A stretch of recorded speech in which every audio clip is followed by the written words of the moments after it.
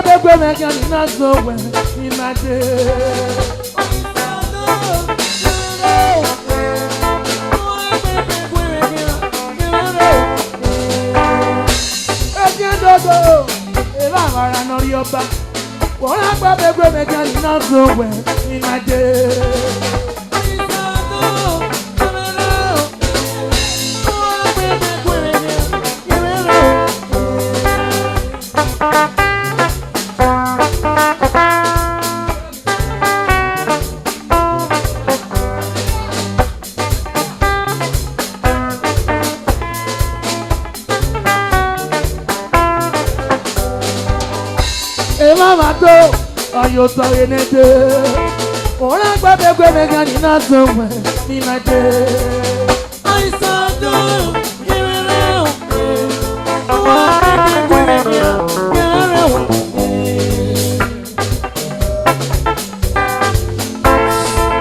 ai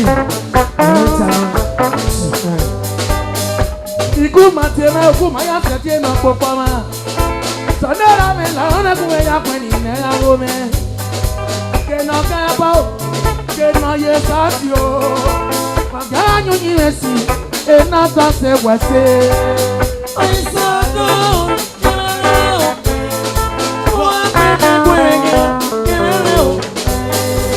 e plaquilla wepo ona yo ya tu quiera que ca. Pero magizo ao e puepo no mi sequia. Hágase tomeo, ay te ya por nacer. I don't come back up we go. I tell I'm a go. I give so I I'm a go. I give no answer. I will put on you. That's when I am going to let one see. Oh, my long is on a walking on a year. Oh, no, I don't have your mama. I pray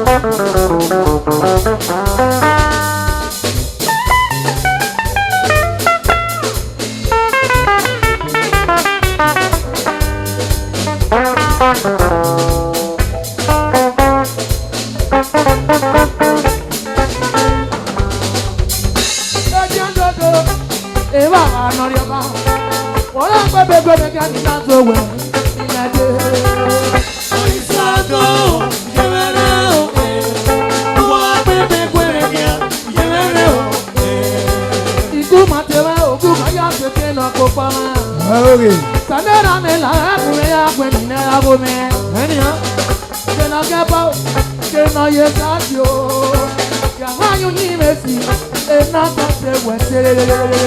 Oisado, bebere ope. Wa bebe bebe ke, bebere ope.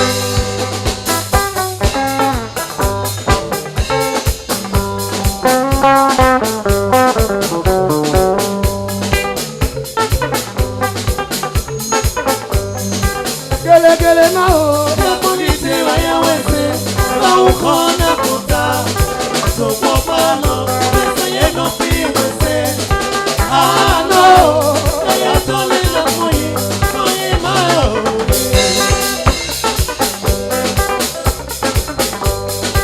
Gele gele na o. Yamunite wa ya wese, wa ukona kuta. So popano, eso ye no pi wese. Ah no, ya tole na moyi, moyi mao.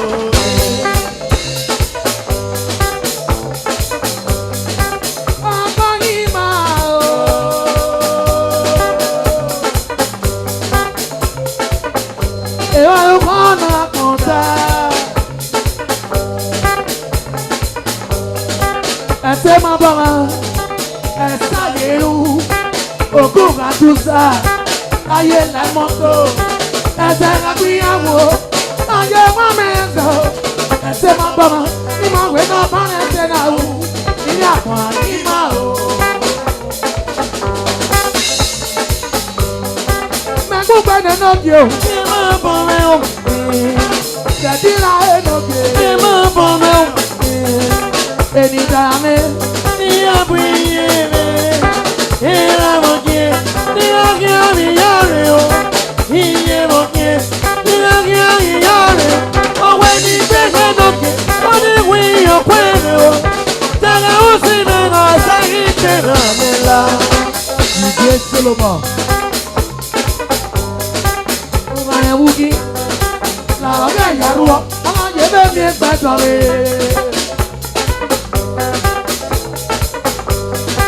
Ugane wuweki, la oge yaruo, ama yebe mi ekpetore. Nusa wonga ma, neri wonga pe, eta gogo, oni yorupo. Mama le pome, lage no tanya tena kwa, iya kwa ima o. Ale rane no kiene. Ale rane no gani motena ni yepepo, ari sine uwa yato. Kere mabala sine ke to sine no kwa. Kele kele na o. Emo iti waya wese, ma ukona kuta. Se kwa mano, eso ye no pi wese. Ah no, na ya tole na moyi, moyi mao.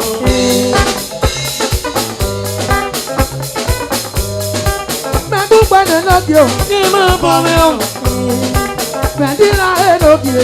ema bomeo. Eni dame, Ia buyeme, ela mokie, ia kia miyare o. Iye mokie, ia kia miyare o. Owe ni beke noke, oni wiyo kwene o. Taga usime na sagite ramela.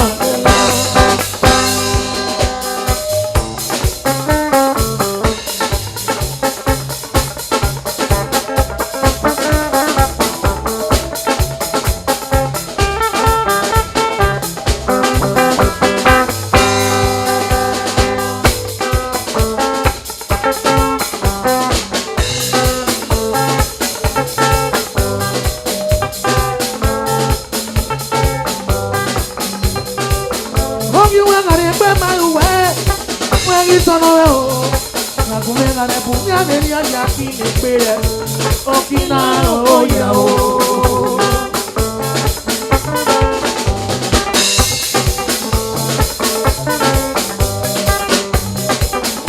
Sanopi ya kwa makia, agwebe yakina o. Akino wakino, magi hela pina. Akino wakino do, memana nikina mona, osanula o. Ima kabo pase negio, afroma nore roma, ona ya papo mauke, iya o ya o.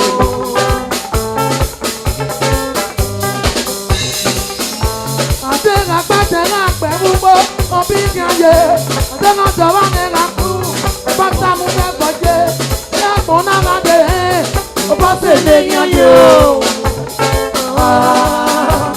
ewo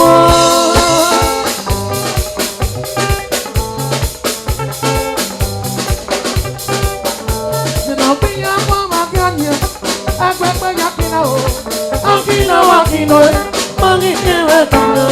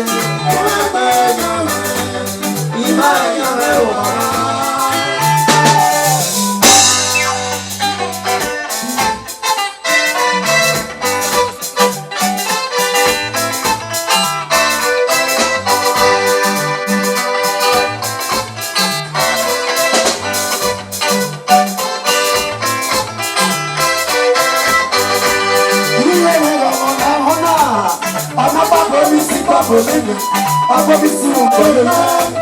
Ùkọ́ agbára ó sùn, àbí ìgbòho fún àrùn, ó tún gbogbo wà ó. Ẹ má kà náà, ẹ má yàrá pàtẹ, ọkọ̀ bá ìjọ sí wọn. Àìná sí wọn kò sọ̀gà yìí, ọkọ̀ àgbà sọ̀gà tó sọ̀gà. Ayi! Ọ̀pọ̀ wa kò tún wọ̀ lò wá o. Lọ́dọ̀ tó ká máa jó kọjá, a kò lè lò sún yé. Ẹ ti ní sọ́tọ̀ bèrè rà mí, ẹ là tó ké lọ́rọ̀ mi o.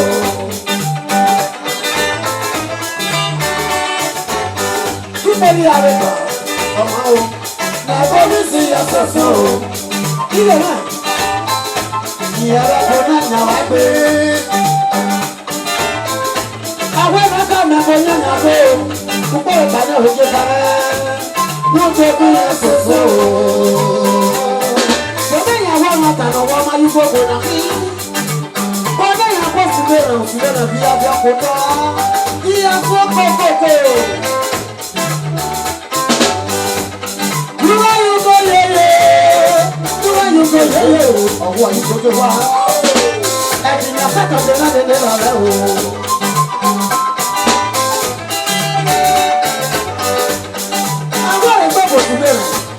Àwọn akọ́nìkọ̀ wò ní oṣù mẹ́rin bí láti ọkọ̀ tọ̀ ọ̀wé wàá wù nàkí náà. Wọ́n ní orúkọ náà gbàgbé o, lórí àpàlọ́ sí ti ya o, kò wá ní kò tí ì ṣòwò àwọn o.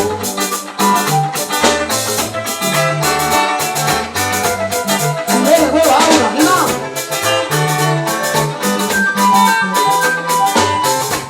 Wọ́n ní orúkọ lórí àpàlọ́ sí ti ya o, lórí ènìyàn kẹ́kẹ́ o, kò wá ní kò tí ì ṣòwò àwọn o. Lórí ìbọn náà wọ́n. Agiza sema ya bene. Akwate gugu kufene. Gamu kwa paseda. Kuya bae muame. Kuwa nuke tutu wao. Nikana si abodo nya bidugoko. Akulabo dabo nisi. Isale ope ope pare. Ope mapawo. Gbogbo ìyá tí wọ́n sọ sí wọn kàn kò lọ́wọ́ pápákọ̀ aláyàfá ẹ̀wọ̀ ọ̀rẹ́. Ó sọ̀tàn tí ó káyà náà o, ẹ bá mi sì kẹ́kọ̀ọ́ aláwọ̀ tó gbà. Eré báwo á kí nàbà bó sọ wọn bí sì sòsò? Àtòsú náà kò náwó lọ́dún sọ bó so dá. Eré ìyànà wọ̀ bó ìwà náà ń yan ayé o. Àìpàpọ̀ náà pè náà wá o. Àìpàpọ̀ náà pè náà wá o. Àìpàpọ̀ náà pè náà wá o. Àìpàpọ̀ náà pè náà wá o. Ọ̀nà àbẹ̀rẹ̀ mẹ́rin náà máa ń gbèjì. Kàkà pápá wo èkó lórí ká. Wùsẹ́ pápá rà rẹ̀. Lọ́ọ̀rẹ́ pápá pàdé rà rẹ̀. Lọ́yọ̀ mi rí sára rẹ̀ gan. A gbé ìrọ̀rọ̀ èkó. A kò rẹwọ̀n rẹ̀ òbí yé. Ìyàrá kúrò òjì. Ìyàrá sọ́mọ́ òjì. A kò rẹwọ̀n rẹ̀ òbí yé. Ìyàrá kúrò òjì. Ìyàrá sọ́mọ́ òjì. Àkọ́kọ́ ni Yorùbá ní àṣàyí o. Bàbá ọmọ òjì o. Àṣàyí o. Thank you. When I get anyone, we'll sing. Thank you.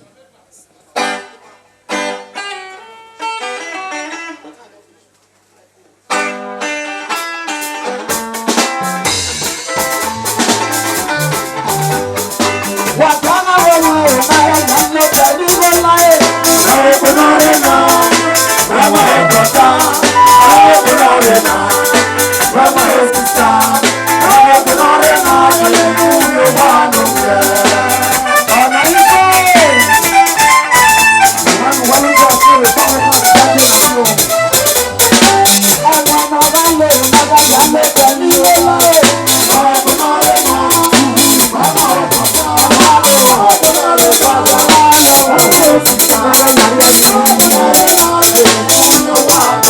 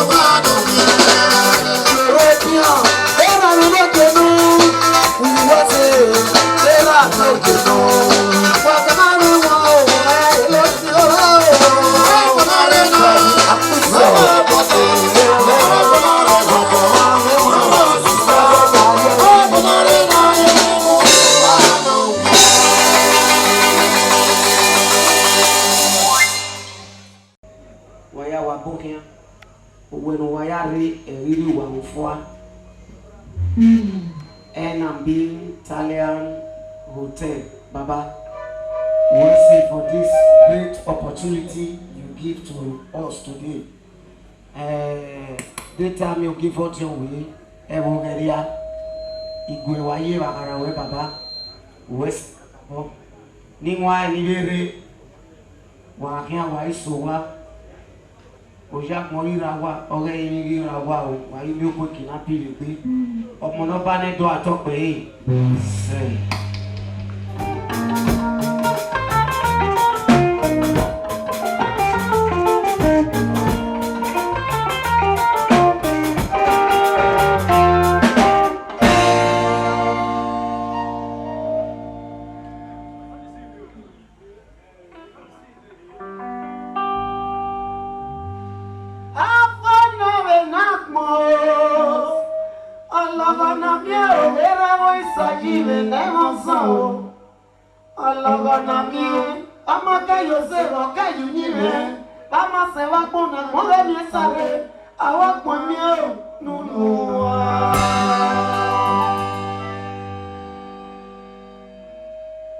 Brother Enozogo, il y a bon Asimo Asimpaka Ologan. Sister Enowe, il y a bon Ovugete, Niang Yamon.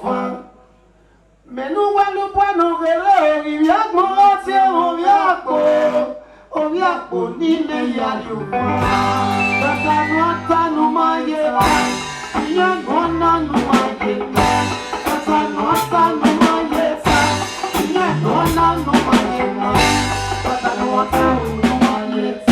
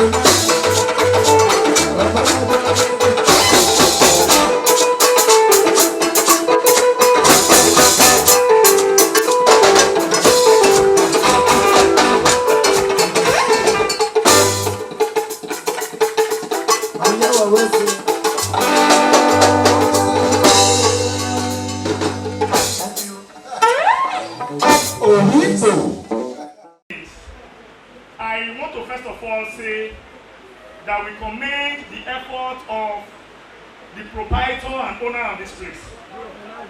I want us to give him 5 go first. Eh? Go! Go! Go! Go! Go! You know the reason why I say I want us to give him 5 go first? This is not the only hotel in this area. There are so many hotels that are in this area, and of all the hotels, this is the one that so far has shown that he has the good of the people at heart. He has the good of the people of the state at heart, and he has the good of the performance in the state at heart. If you look at my belly, you will know that I belong to this association of Iriemi, chopping. We are taking time to go around all the hotels in this place to chop. But this is the one that has given us the greatest recognition and satisfaction. He recognizes you.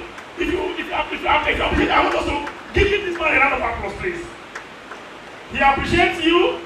He recognizes you. He knows that we are a community, we are a people. He knows that Benin is a place where people should be applauded. So of all the hotels in this vicinity, I say that he has distinguished himself. He is indeed a man that should be appreciated.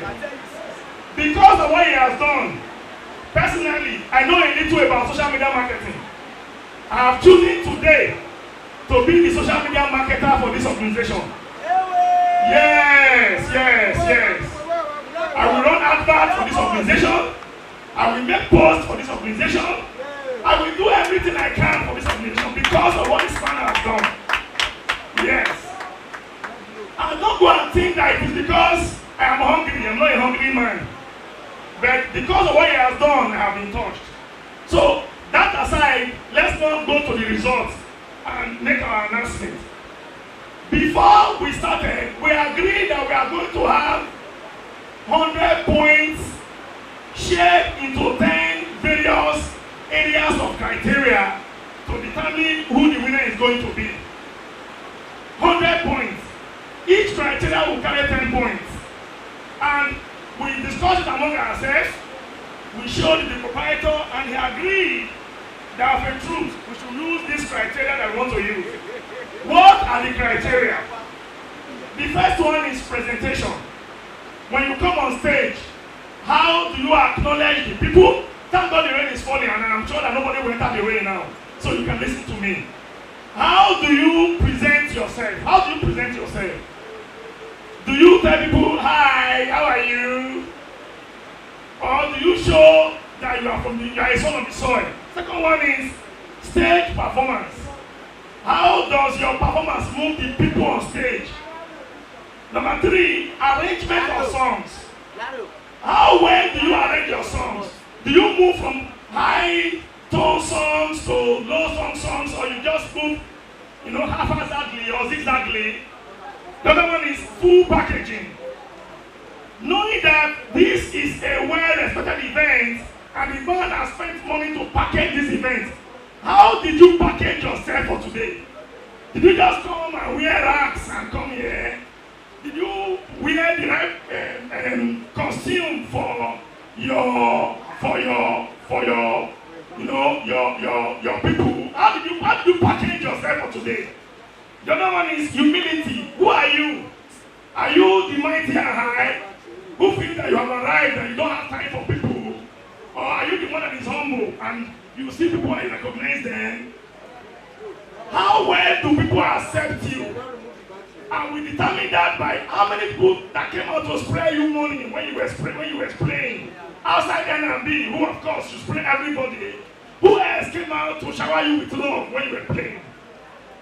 Then transition between songs. Carry on. How well did you move from one song to the other song? Did you break from one song in between songs? As you are singing this song, you want to enter another song. Did you break? Did you transit seamlessly that it was so easy that we hardly even recognized that you had moved from one song to the other song?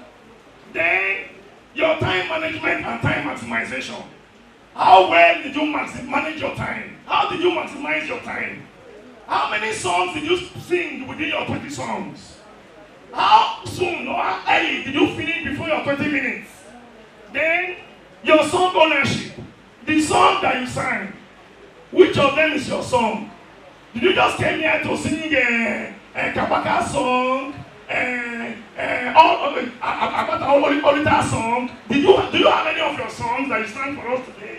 And lastly, how well did you render your songs? Rendering of songs. To the point that people will hear your songs and at the end of the day, they will feel sober and enjoy their time. Putting all of these things together, time will not allow me to give you the scores that each of them scored in each of these points. At the end of everything, we had a tie. 2 people came at 72-72, while the other person came at 56. Forget about your sentiments, forget about your tribe, forget about everything. After what we did, people in the audience sent in their own views, their own results, and when we compared them with what we had, I want to tell you that they were same as the result that we had. Who is the person that got 56%? The person that got 56% is Destiny Power Sound, Uwelu Boys. Uwelu Boys got 56%. A round of applause for him. Let me tell you something. If Uwelu Boys had showed up in the latter stage of the competition the way he did, as when he started, the result would have been different. He said his best for last, and that didn't count much for him.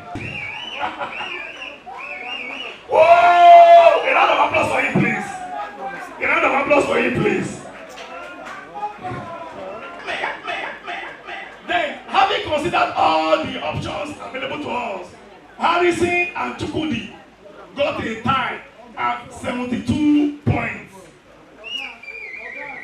When we now went out, we had a discussion among ourselves, and we took a vote.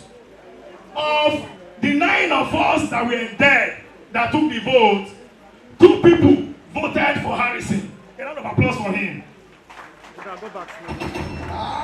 Why 7 people voted for Chukwudi? A round of applause for him.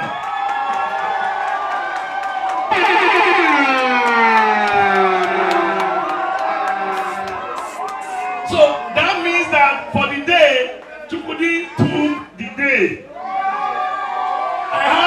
Before I go to take my seat, I have a word of advice. One thing that stood in favor of Chukwudi when we voted is this.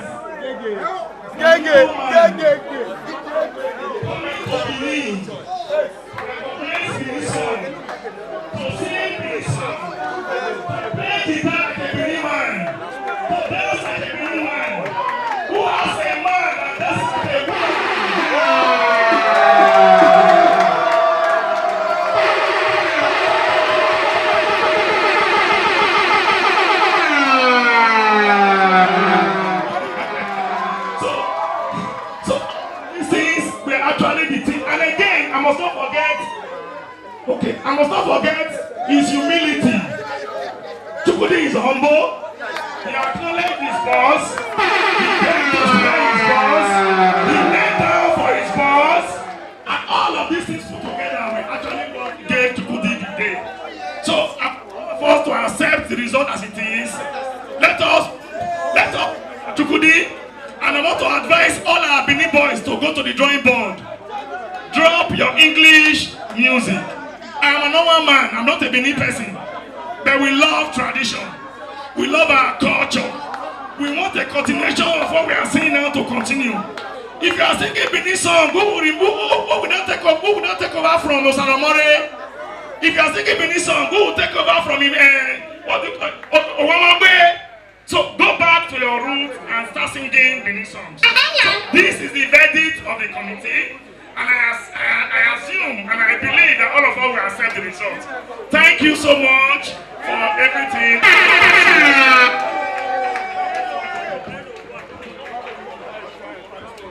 All right, sir, please, thank you. Please, Baba, stay, never come out. Please put your hands together. Put your hands together.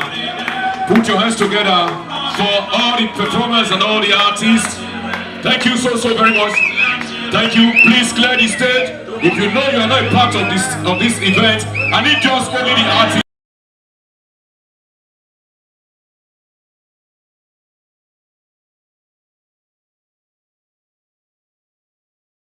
Thank you once again, and thank you for the honor to be the one to present the first award to this man, to this superstar and megastar.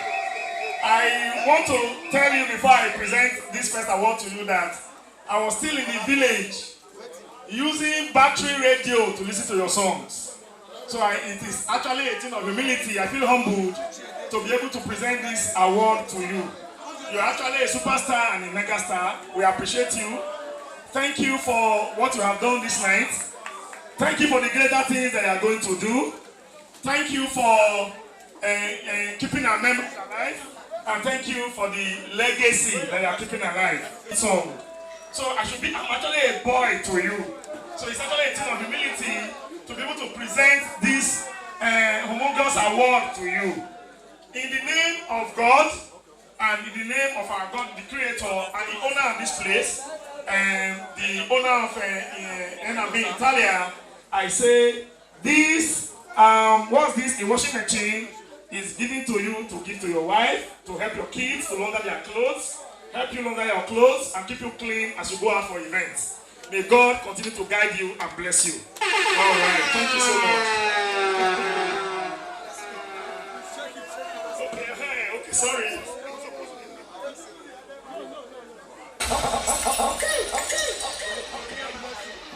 Thank you so very much. Thank you. Congratulations, star. Congratulations. Tell your boys to get this off the stage. Well, we'll see. I bet where bros, I bet wanna help and support me carry this thing. Second winner, Mr. Allison Osayoke. May the Almighty bless you and give you more wisdom to do this. You are not a loser, you are a winner.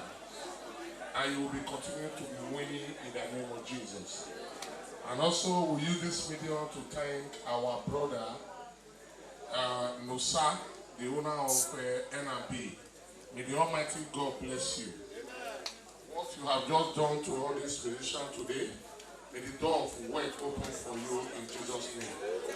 You and your family live long, and you will enjoy the fruit of your labor. Thank you, gentlemen. We are handling the fridge to Mr. Allison as the second winner. God bless you. Thank you.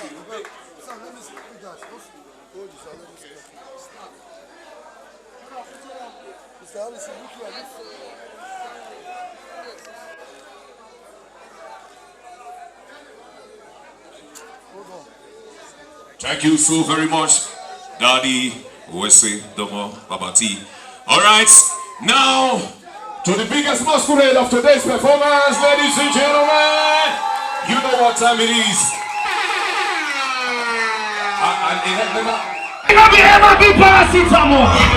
Merci, my daddy.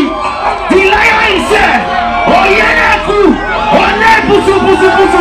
My father, natural billionaire. N&B Italia. He said N&B, not be N&B paracetamol. The billionaire. Merci, my daddy. Oh, yo.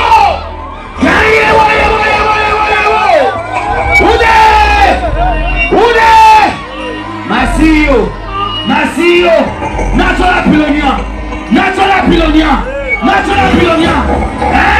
Italia, natural billionaire. Let's go. Take on. When I don't pick my money, natural. Don't touch the money, please. Yebo.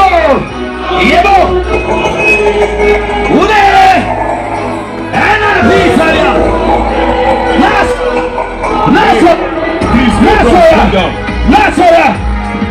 Bros, calm down. Honorable Solomon Osa is my name, and it is my singular honor and privilege to stand before all us today to, on behalf of the CEO of N&B Conglomerates, to present today this award of a 10 kVA jersey set to the winner of today's competition in the person of Mr. Chukudi, aka Ovito Nando. May God, in His infinite mercy, grant the CEO of N&B Conglomerate long life in good health all the days of his life. These are asked in Jesus' mighty name. Amen. Congratulations. Oh, yeah, CEO! All right, thank you. Ude!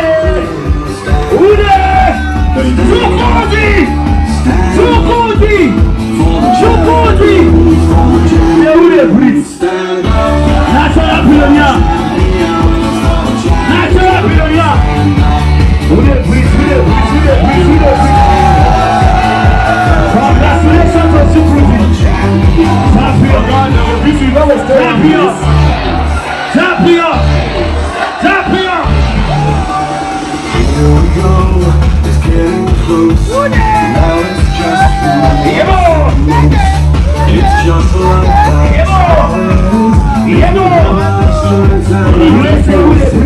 Thank you. Clear the stage so that we have a word or two to say. Amen. Start the music. Thank you. Amen. We're not picking money. Amen. Your voice. Where your voice? Amen. Okay. Leave the money. Leave the money. Okay, you pick up. Bros, pick up. No, pick up. No, you pick up. Hold on for me. Pick up yourself. See the music. Pick up them over there. Right, thank you, Mr. Chukudi. You have a word or two to say. All right, he's kneeling down before his master. This is wonderful. I love this. Brother, give them. Yeah, carry it. I don't feel carry it. Bro, stop being push me. The Lord.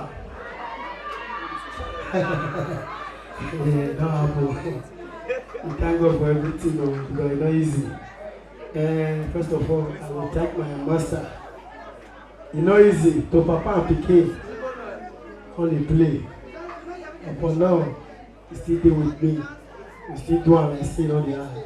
I better make a clap for my master first. Make a clap for my chairman.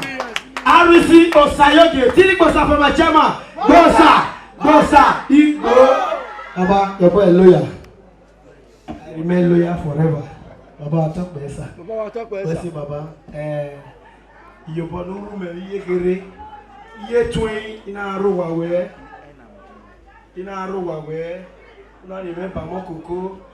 Leva. Ina be dori owo wa we. Na de twin you wa. Ma ya ogbe re. Ma boy your mind. Okay. Yes. Omo nu ma emi. Oye me kian kere. Baba we se. Baba bobo ye kina na lele gbolokoro. Pa chop le isa kada. Tiri Bosa for my MD. Tiri Bosa M&B. Bosa. No saga e mirawe. Wese baba. Ese no uni musician ya fefefe. O salobo akpa fi awiyo bono e. Marokpa emeti ni ma ya wiyo borokpa no e. So kwapa no e de no ma gbe yebu. O sa apa fi agba oge we kian be no we basu de. Wa kia wo dawo salbo aro dawo no e wa kia wiye ko salbo ari ye kinu e eria no robera no robiye no robosi no robote ogbuya igba we wa fun ku we ko mo kawe eri nana ena no wa ya fefefe ma ya ni beye wa to ka fu ma gbe no ma o oba ga to pe igbo kwen dienu wezu onyo nde mai ekele mo no awa dero no mma wono ga na ejeje na bata okay afamu shukuri Joseph asika mmeko no mara ihe obuli na emelele uwa jisi obi ke ihe ga dị mma Here Joku we Meshakwa Joyi. Exactly. If I speak Igbo now, my boys not go. Most of them don't understand what I do. I respect all my boys. I'm giving them name now. Here the man. Okay, you give man. Yeah, man. Chuku go sing this. Yeah, man. Give us 1 shot before you watch it. Give us 1 million. I beg. 2 bossa for my boys. Bossa. Igbo, no na clap for yourself. Yes. Many people say, Ekon Akugbe, Yori Loro Naze. Yes, as we arrange everything work well. We thank God for everything. Wayawa Wesi, Wabaye Bubu, Babuwa, Babuwa Yafu. Ina very moment there. Osemiya Waya ni Wayawa Wesi. But when we are ready to follow Jesus, lucky renters, iron must obey. Mommy is good at Jagia. Royal Miller, Royal Fashion Design, or Yaki Betty, or Yaki Moto. But Bonnie, whoever about for a boy, I was